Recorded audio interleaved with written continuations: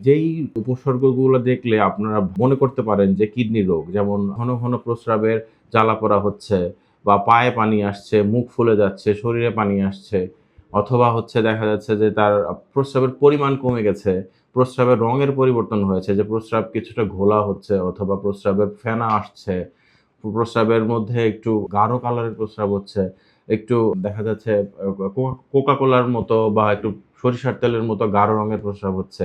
এই সিম্পটম গুলো দেখলে আপনারা কিডনির ডাক্তারের সাথে যোগাযোগ করবেন। অথবা দেখা যাচ্ছে যে তার ক্ষুধা-মন্দা লাগছে এবং খাওয়া-দাওয়ার সাথে, সাথে কিছুটা বমি, বমি ভাব হচ্ছে, ঘুম হচ্ছে না, ঘুমের ব্যত্যয় হচ্ছে। এই সিম্পটম গুলো কিন্তু কিডনি রোগের কিছুটা লক্ষণ। আসসালামু আলাইকুম। আমি ডাক্তার জ্যোতি ভাস্কর সাহা। কিডনি বিশেষজ্ঞ হিসেবে আছি শহীদ সোহরাওয়ার্দী মেডিকেল কলেজ হাসপাতাল, ঢাকাতে। এবং ইশরাত জাহান স্পেশালাইজড হাসপাতাল, ভৈরবে প্রতি শুক্রবার নিয়মিত চেম্বার করছি। আসলে কম বেশি আমরা সবাই জানি যে একজন কিডনি বিশেষজ্ঞ কি, কি রোগের চিকিৎসা দেই। আসলে দীর্ঘমেয়াদী কিডনি রোগ, যেটা সিকেডি বলি, অথবা আকস্মিক কিডনি রোগ, আ একেআই, এগুলোর চিকিৎসা দিয়ে থাকি। এগুলাকে কিডনি ফেইলিউর এর মধ্যে বলি আমরা, কিডনি ফেইলিউর বলি। এছাড়া যেটা আছে কিডনির প্রদাহ, গ্লোমেরুলোনেফ্রাইটিস। এখানে আসলে এই রোগগুলো যেভাবে আমাদের কাছে আসে, যে প্রস্রাব দিয়ে প্রচুর পরিমাণে বা অল্প পরিমাণে হোক কিছু আমিষ ক্ষয় হয় অথবা প্রস্রাবের মধ্যে রক্ত দেখা যায়। এই রোগগুলোকে আমরা গ্লোমেরুলোনেফ্রাইটিস বলি। এছাড়া হাইপারটেনশন বা উচ্চ রক্তচাপ জনিত কারণে কিডনির রোগ অথবা কিডনি রোগের জন্য উচ্চ রক্তচাপ, এই রোগের চিকিৎসাও দিয়ে থাকি। ডায়াবেটিস এবং ডায়াবেটিস জনিত কারণে যেই কিডনি রোগগুলো হয় তাদের চিকিৎসা দেই। এবং আরো কিছু জন্মগত কিডনি রোগ আছে। যেমন পলিসিস্টিক কিডনি ডিজিজ। এই রোগ তাদের বংশগতভাবে তারা রোগগুলো তাদের পিতামাতা অথবা তাদের পূর্বপুরুষের কাছ থেকে এই রোগগুলো পেয়ে থাকে। এই রোগের চিকিৎসাও আ আমরা দিয়ে থাকি। এছাড়া খুব সাধারণ স্বাভাবিক যে সমস্যাগুলো রোগীরা আমাদের কাছে নিয়ে আসে, যেমন প্রস্রাবে ইনফেকশন।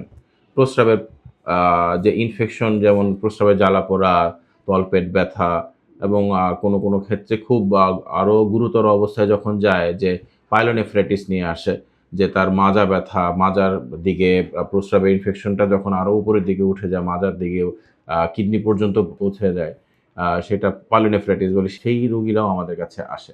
সবারই একটা ধারণা থাকে মাজা ব্যথা হলেই হয়তো কিডনির সমস্যা। হ্যাঁ, সবসময় যে মাজা ব্যথা কিডনির সমস্যা তা না। হ্যাঁ, কারণ মাজা ব্যথা হলে কিডনির সমস্যার একটা উপসর্গ হচ্ছে মাজা ব্যথা।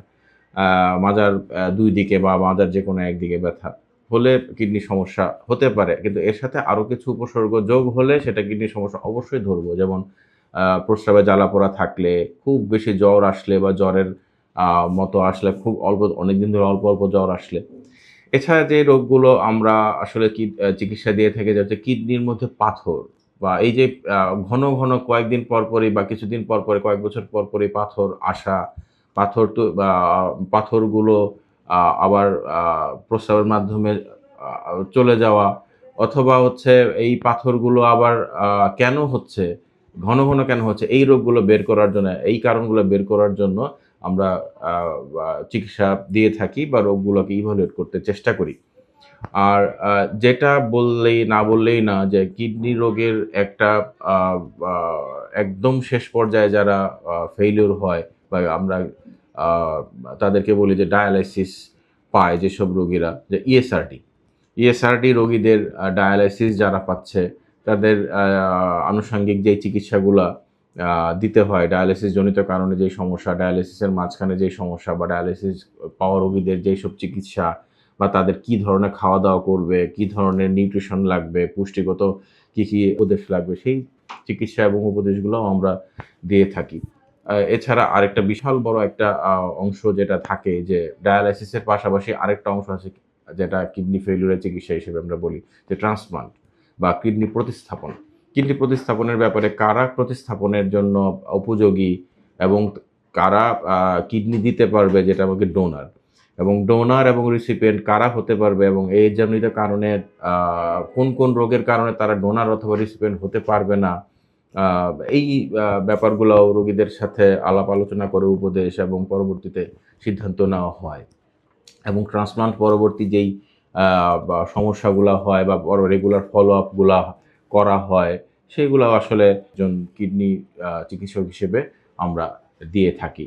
এবং আরেকটা ব্যাপার হচ্ছে, আপনি বিভিন্ন রোগের চিকিৎসা করছেন অনেক ডাক্তারের কাছে, এবং কোন সময় আপনাকে কিডনির ডাক্তারের কাছে আসতে হবে এটা আসলে পরামর্শ অনুযায়ী অবশ্যই জেনে নিতে হবে। যেমন আপনি হয়তো হাইপারটেনশন আছে, এবং কোন সময় আপনার ডায়াবেটিস আছে, কোন সময় আপনার কোন পর্যায়ে আপনার গেলে কিডনির রোগের অবস্থা যে পর্যায়ে গেলে আপনাকে ডাক্তারের কাছে আসতে হবে, সেটা আপনার আ যার কাছে আপনি চিকিৎসা নিচ্ছেন তার পরামর্শ অনুযায়ী অবশ্যই কিডনি ডাক্তারের কাছে এসে উপস্থিত হবে।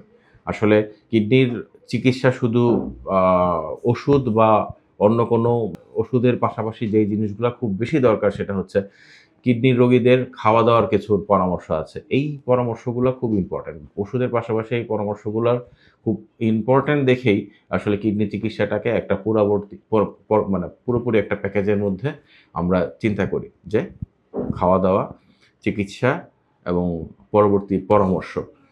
এবং আশা করি আ এই যে আমরা পরামর্শগুলো দেই, চিকিৎসাগুলো দেই, এতে কিডনি রোগীরা কিছুটা হলেও আ ভালো থাকবেন, এবং পরবর্তীতে আরো যেন কিডনি রোগকে প্রতিরোধ করা যায় সে ব্যবস্থা নেওয়া যাবে। জি, ধন্যবাদ।